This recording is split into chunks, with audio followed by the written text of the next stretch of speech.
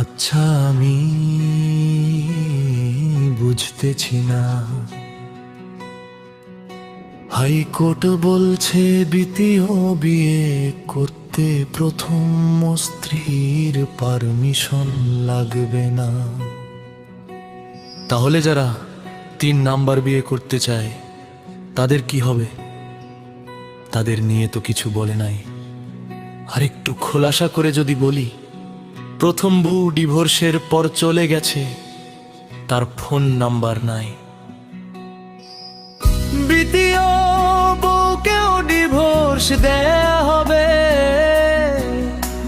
সেক্ষেত্রে যার কথা বলতেছি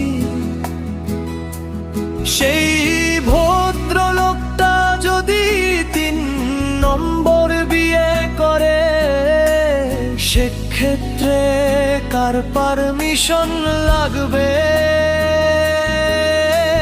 2 নাম্বারের নাকি 1 নাম্বারে?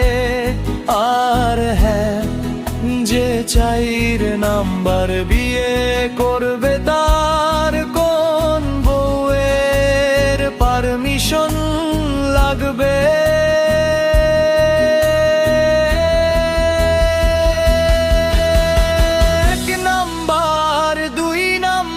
নাকি 3 নাম্বারের?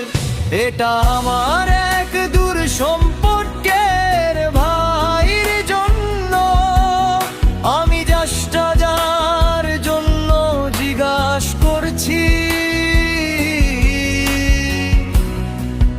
আমি তো একটু মোটা,